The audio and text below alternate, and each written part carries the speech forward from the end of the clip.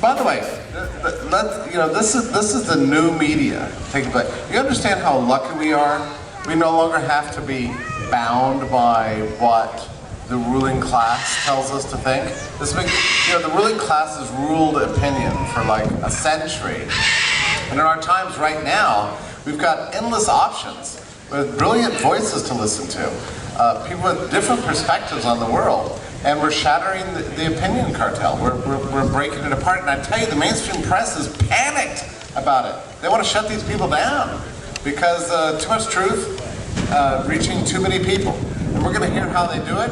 So I'd like to introduce to you, I'm going to read off the names because I can't possibly remember everything.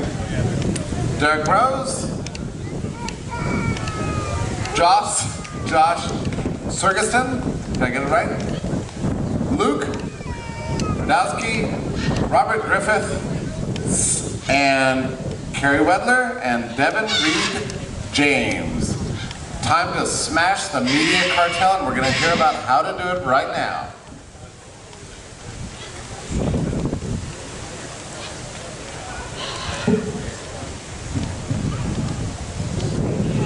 How's everyone's day going? Great. All right. So we are going to talk about media, why we do media, what inspired us to do what we do, the kind of inspire us on a daily basis dealing with people, and some of our experiences, and a little bit more, I guess. We're just gonna kind of wing it and see where it goes. It's always a good conversation with all these people on stage here. So I guess I'll just start by handing it over to my left. So I'm actually not here to make media. I'm here to kind of enable the people that make media.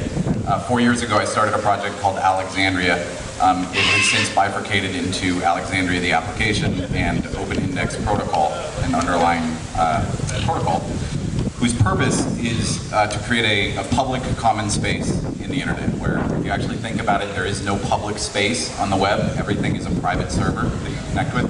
And that means that whoever controls that private server is in charge of the content you put on it. So we're trying to produce a public space where you can put stuff and you're the only one in charge of it.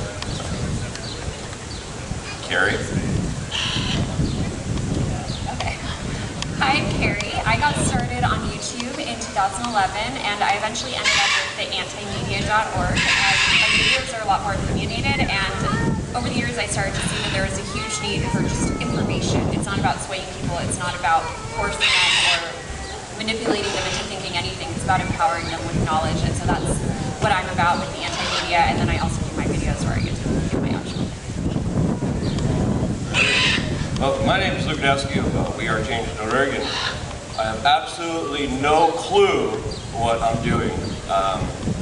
Sometimes I think I'm the traveling gnome of Travelocity. I just wake up, like, where am I? What's going on?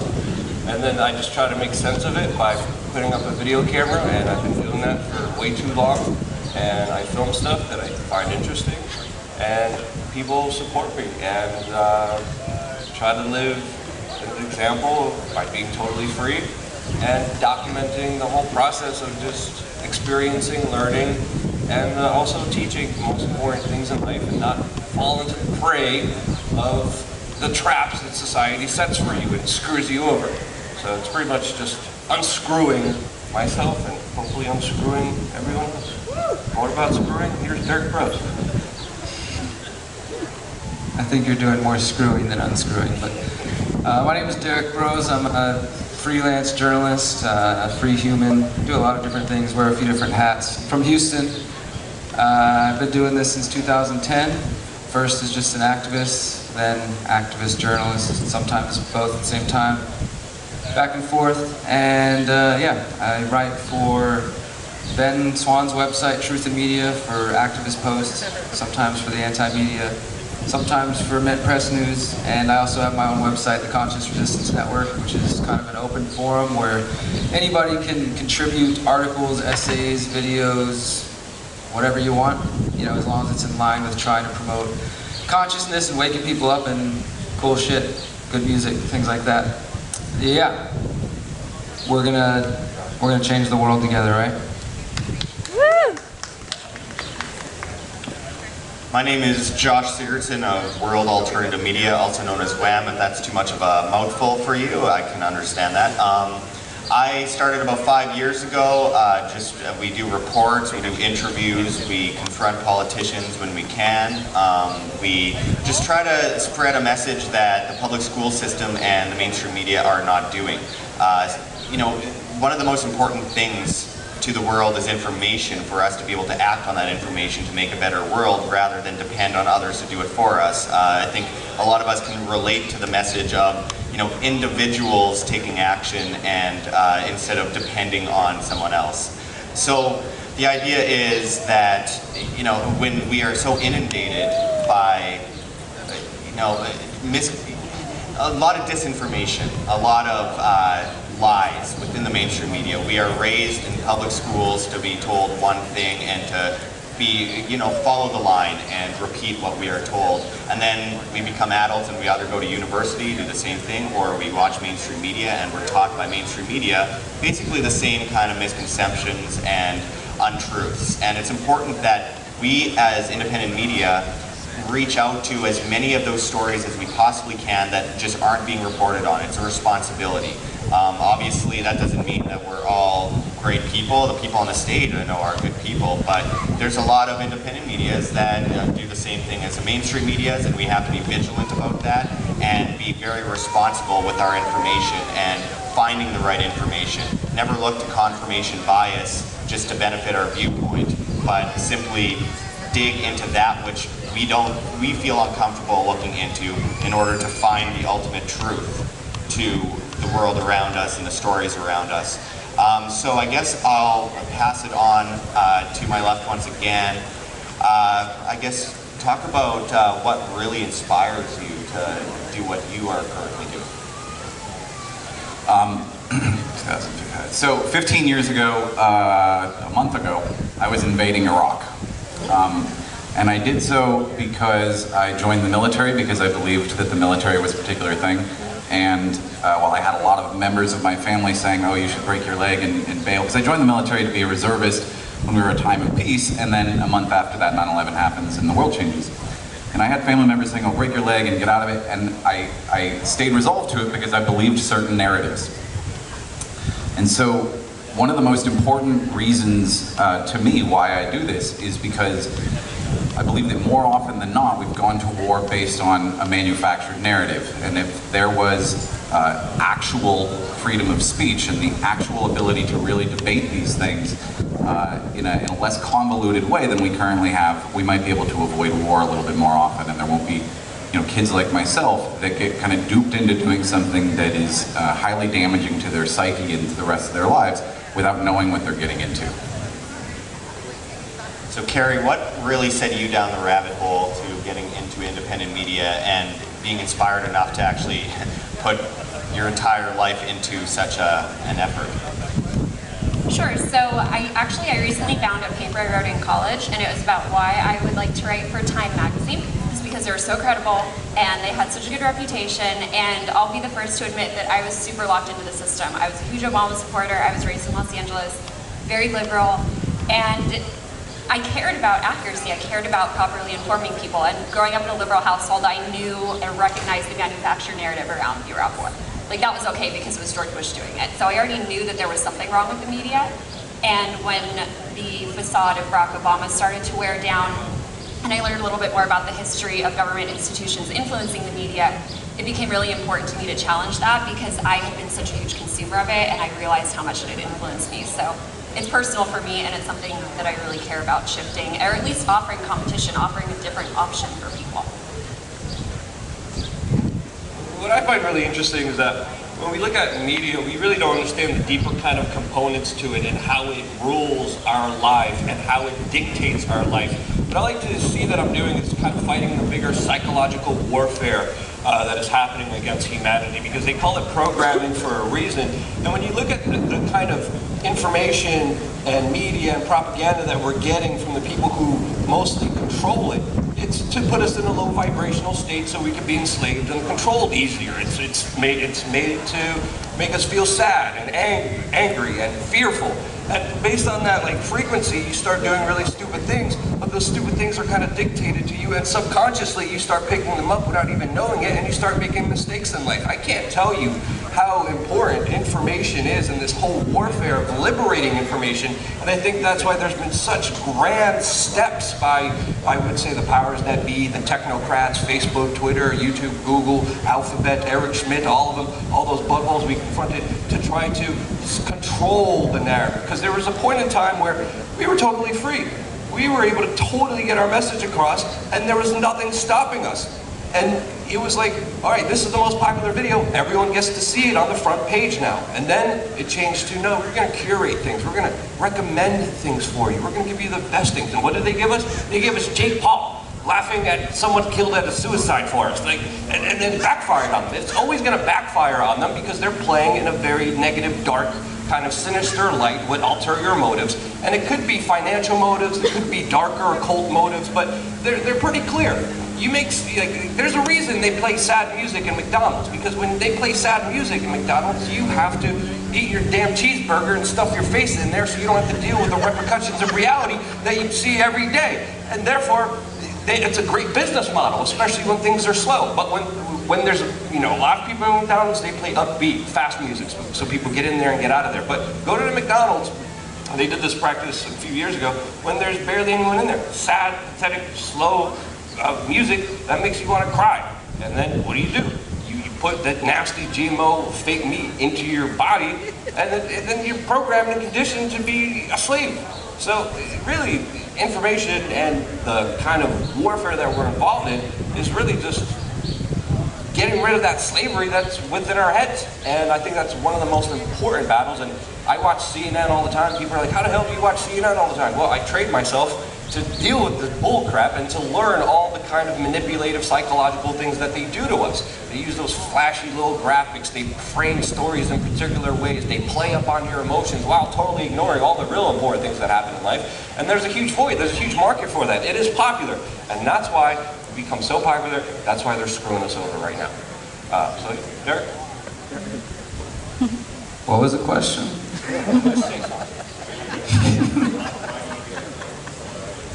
Well, I think Luke's talking about more important things than why I do what I do, but yeah, to combat all that crazy shit that he's talking about. I mean, the truth is, the way I see it, the reason I got into, I was interested in journalism. I think I've just always been curious, but I want to expose lies and, expose bad people. And, I definitely was inspired very early on by watching Luke's old stuff, and started by confronting my mayor and my police chief and getting known locally doing that, and that was fun. But it's always about trying to uncover the lies that these people are full of shit, and also the media that kind of goes along with it. Like locally in Houston, I had to fight them 2 years before they'd let me get into the police chief's press conference, because it's all just the local cheesy media asking them questions about puppy dogs and just stupid stories. Nobody's ever challenging them, and when I finally got in there, they pretty much threatened me and told me that as long as I was a respectable, credible journalist, that I would be allowed in there. They tried to get me to change the titles of some of my YouTube videos and tell me that the police chief didn't lie to me, he just didn't confirm or deny something.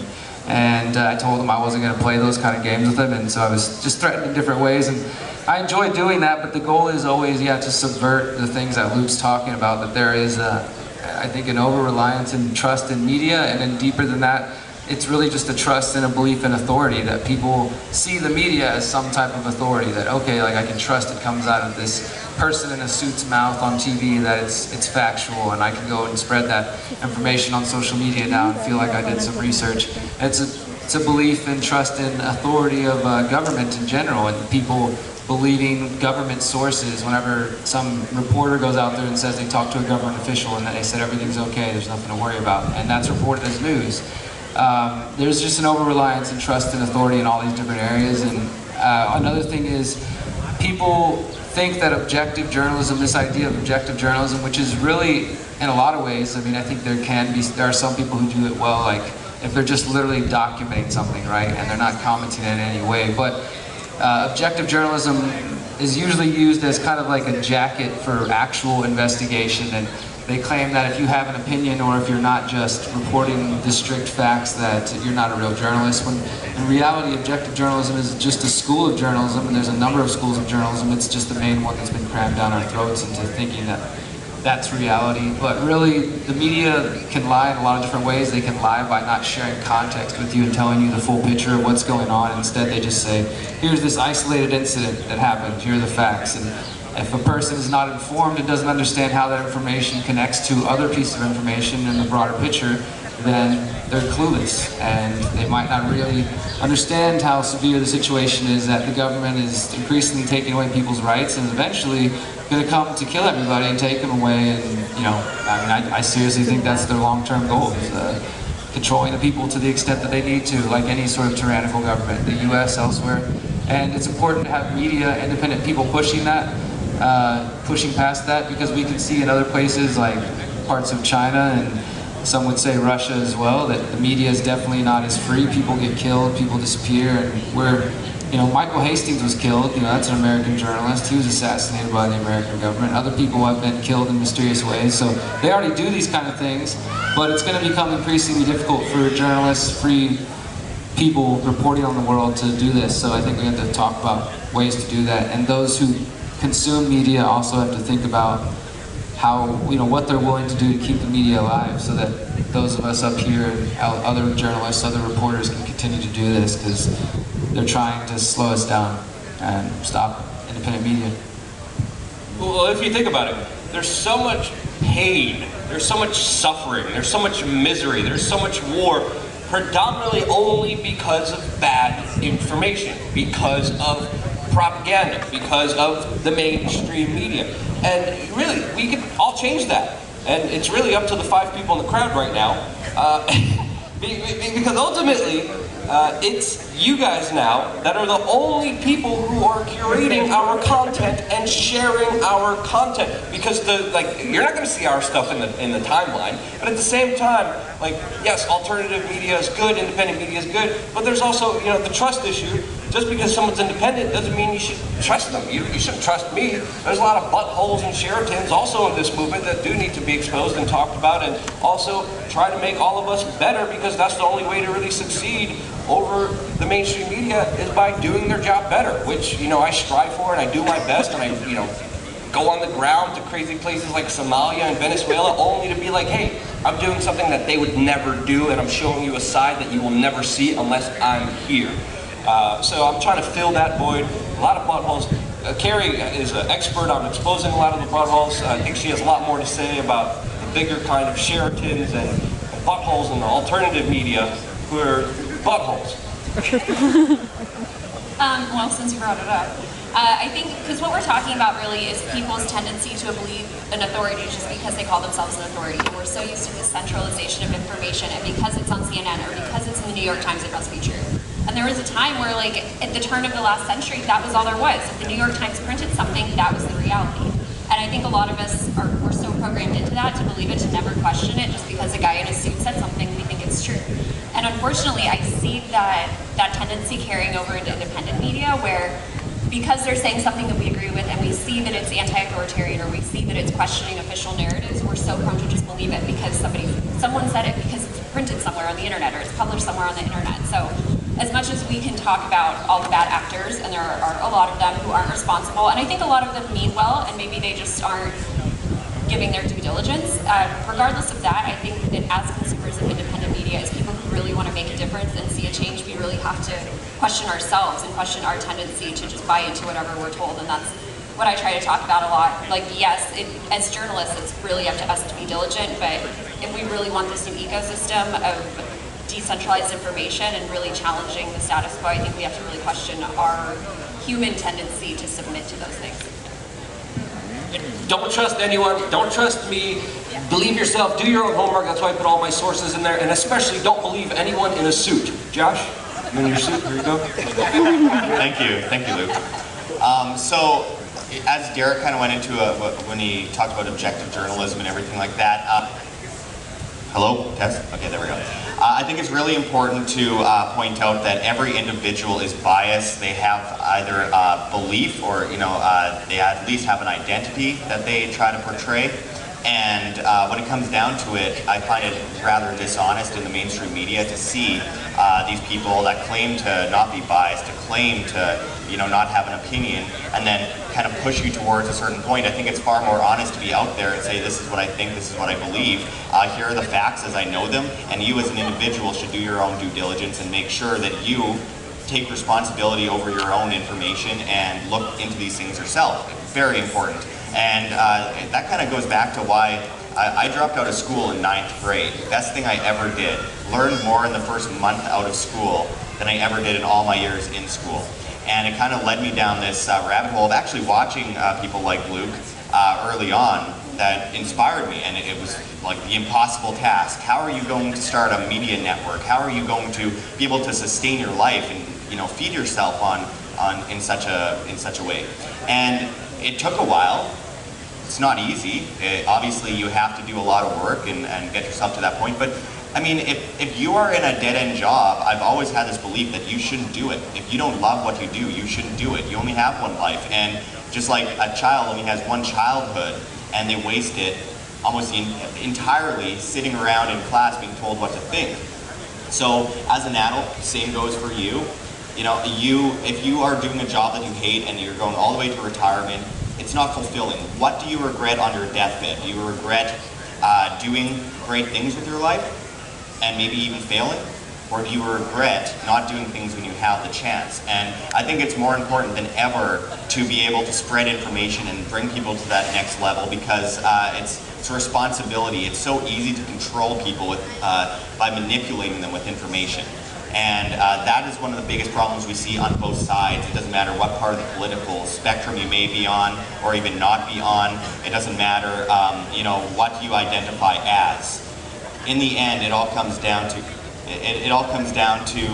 you being able to have a fulfilling life and being responsible over yourself. The definition of freedom to me is personal responsibility, and if you're not acting on that and doing whatever you can with that, then you are losing your very basis as a human being, and I think it's very important to point that out. I'll pass it over. Two things, just to comment on that thread of a lot of journalists having biased points of view and claiming not to. To be honest, I don't think they realize it. I honestly think that they're brainwashed into thinking that they have an unbiased centerline point of view, and that's what's even worse about it.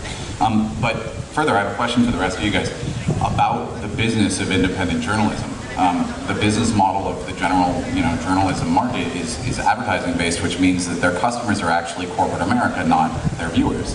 And a lot of people would say that that's the biggest reason why they don't really represent what their viewers actually want to hear or need to hear. So there's a lot of different models as we're moving onto the internet for how to get paid. There's the Patreon model if someone signs up and wants to support you in your work ongoingly. There's the pay every single individual watch model. There's just online advertising. I want to know from your past experience and your kind of future thinking, what has worked, what hasn't worked, what do you think will work, and by work I mean pays you to do the work, but also doesn't distort you in a messed up way, allows you to actually do what you're here to do. Well, absolutely, and a lot of people call Google, Steemit, DTube, other blockchain alternatives have been incredibly important to being able to get that message out. It's been a lifesaver. If I calculated the amount of money I was making per view about 4 years ago and compare it to now, and I would be making apparently about $20,000 to $25,000 per month on YouTube if I had the viewership I had, or if I had the amount of money per view that I had years ago. They slowly, incrementally pull the amount of monetization away from you, so they know that they're keeping you at the same level and you can't move up to that next level.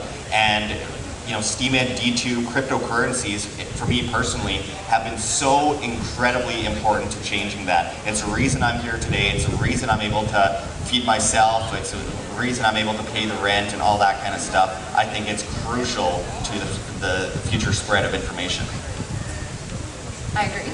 And I think you guys are probably going to talk more about this sort of thing. I wanted to touch on something that's related but a little different, because something I've noticed is that after 2016, after the election, our traffic went way down, and we have a big following, and a lot of it is the algorithms, a lot of it is these big gatekeepers trying to restrain the information, trying to weaken our narratives, which are just counter narratives really. But something I really did notice, I think it is important to acknowledge, is that it's not just the algorithms, it's not just these big powers. A lot of what happened is that during the election, so we're called the anti-media, that's open to interpretation. Like, we got a lot of people. We had the Bernie Sanders people following us, we had Trump supporters following us, and I remember there was one article I wrote about Bernie Sanders support for drone strikes, and we got all these comments of people saying we were clearly Hillary shills. We've been paid by Hillary Clinton and her campaign to trash Bernie Sanders. And the same goes for Trump supporters. If we call out Donald Trump, they get angry at us and they call us shills. And so as much as it is the algorithms, as much as there is a very evident concerted effort to silence us, it's also the mindset.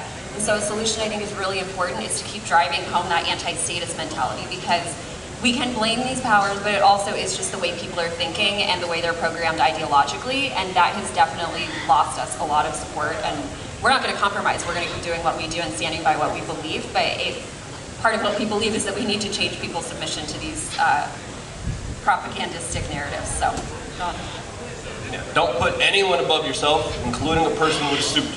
Specifically with a suit. No, most important, Josh, how many subscribers do you have right now? Yeah, so Josh is like 58,000. I usually gave him access to my back end because we were doing videos together.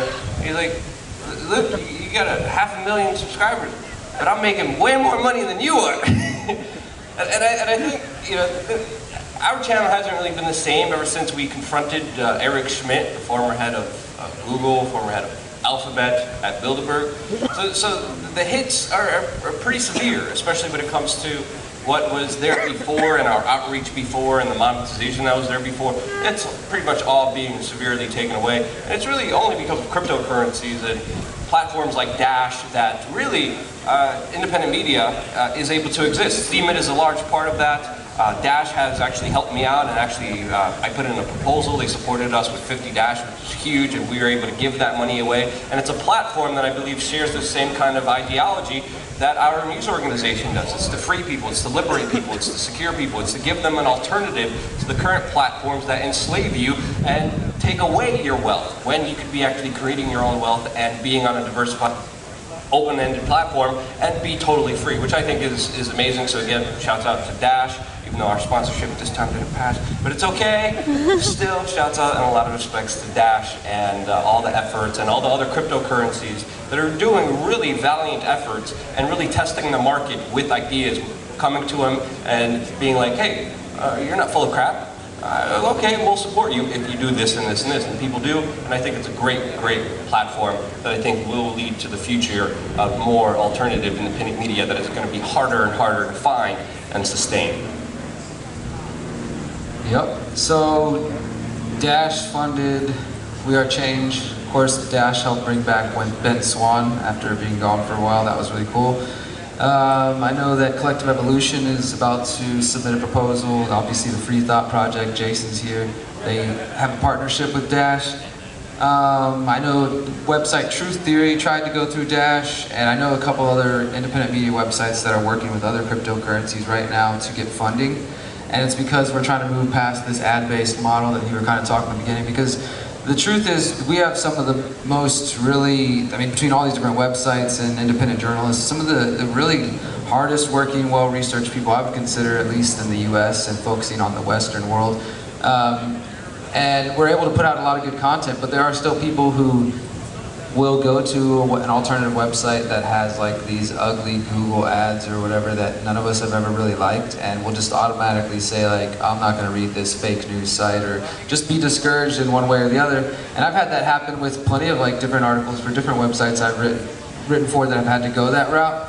And I think definitely now, for example, articles I write on Truth in Media, Ben's website, which is funded by Dash, like, which would look a lot more clean now and just have like, you know, powered by Dash kind of thing, that people are less likely to be discouraged when they go to that article and to like see some ad that they think looks like nasty or fake or whatever, and they don't want to read any further. So cryptocurrency is definitely helping out, and we're looking for new solutions. There's others out there, of course, other ways for independent media to or for people to support independent media and independent journalists that I think can allow us to really see this social media algorithm changes and all that kind of stuff, and just the division and people's opinions, as well as you know, Google deranking and YouTube censorship and all this sort of stuff. Basically getting away from the centralized model of reaching people and use this as an opportunity to continue to go in decentralized directions. But also at the same time, I personally know, I mean, there's so many different journalists and different outlets that I communicate with, and there are people who are now, like for the first time in years, not getting paid to do the work that you guys like to read, and who are some having to go back to finding day jobs and just finding other ways to make money, because it's becoming to that point, you know, where people are having to fire writers or let them go because they're not making money through ad revenue anymore because social media reach has dropped, and so eyes aren't going onto these ads on the website, etc. So people can't be paid.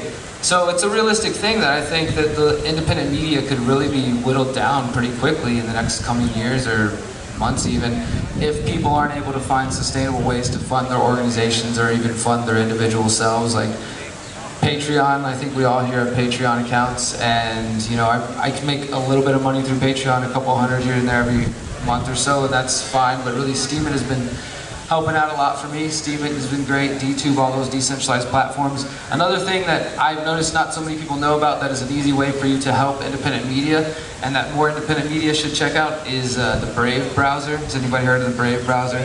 Yeah, brave.com. So if you check out and connect it to the basic attention token, and if you check out that, you can download the browser, and it automatically blocks ads and it removes all trackers on a website. It also has DuckDuckGo, the search engine that doesn't track you, built into it.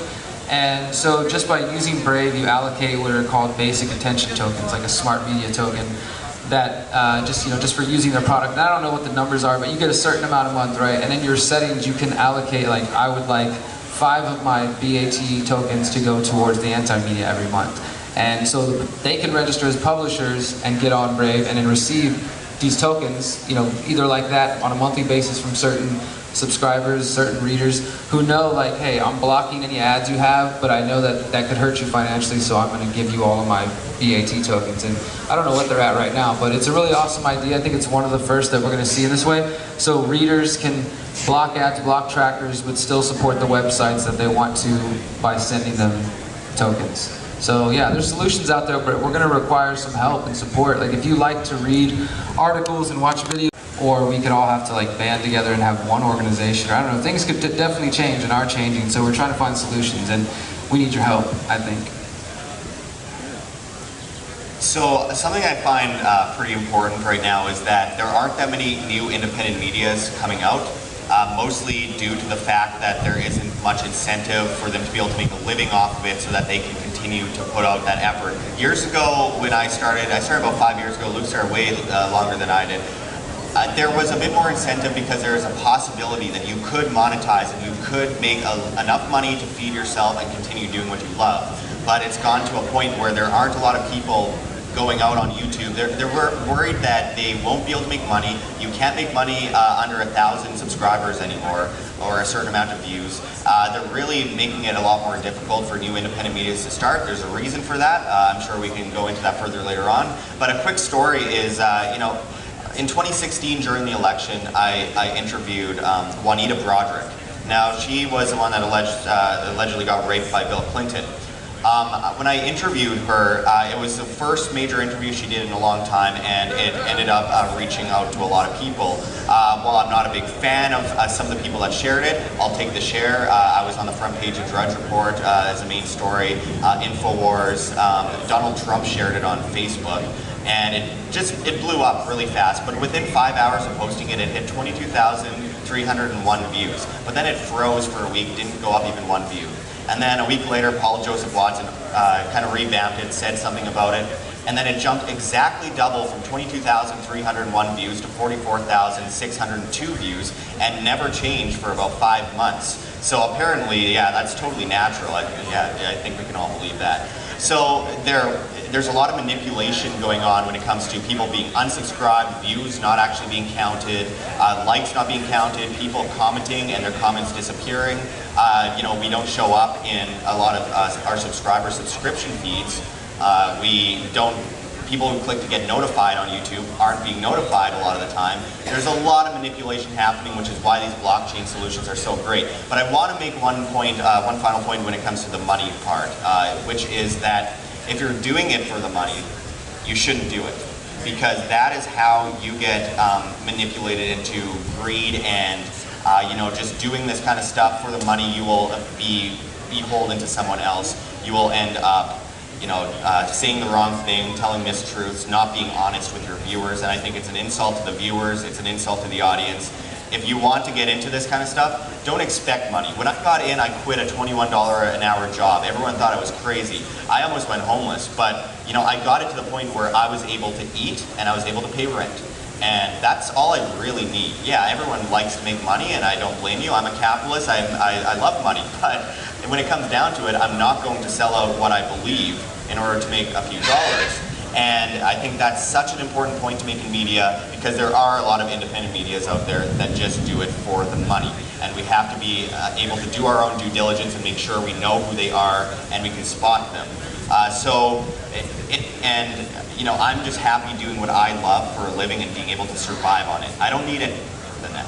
A little bit more is always good, but I'm not doing it to make more than just being able to fulfill every single day the way that I want to fulfill it and be happy about what I'm doing with my life and not stuck in, and I'm sorry, a lot of people are probably stuck in this kind of situation that are here today, those 9-to-5 jobs. It's not fulfilling. Doing what you love with your life is incredibly important, and I'll pass it on. I probably have a different perspective than a lot of the rest of you on Google and Facebook starting to kind of really manipulate things, because when we started our project 4 years ago, one of our biggest worries was Google or YouTube is so attractive to new content creators that how will you be able to pull them away, because it's where all the money is, it's where all the audiences are. And honestly, they're committing Carey here, they're committing suicide. By them exposing the level of control that they're willing to do to manipulate their content, they're making themselves untrustworthy, and I think they're going to give the best reason for anyone to consider an alternative that is possible. Do we want to ask any questions, or are we supposed to be done at the end? I was just informed that we got about 3 minutes left, so I've already talked enough. I'm going to pass it on to for everyone to give their final word on whatever they want to talk about. Yeah, I'll just say that I think we're all aware of how powerful the media is, whether it's how they work hand in hand with government institutions or how they can just literally snap their fingers and the conversation shifts, whether it's Caitlyn Jenner a couple years ago or Kanye West now or Syria and the chemical weapons attacks, regardless of all, as I was talking about earlier, and to just question our own biases and be open to new information and changing our minds, whether it's from the mainstream or from independent media. Ditto to what everyone here said. Yep, question everything. Check out our websites, support people who do things, go do things yourself. Yeah. And one last point that I wanted to say is that news follows like popular media. Every format that delivers news first delivers popular media, like books or creative stuff led to the printing press delivering newspapers, and now online television then led to news television and so on, so on. So if you want to support independent news media, you also need to start thinking about supporting independent creative content as well, and like get off of YouTube for your entertainment watching as well as your, conspiracy theory following. All right, we are out of time apparently, according to everyone else on the panel. We are now looking for Jeffrey Tucker. Mr. Tucker, you are being paged to the stage.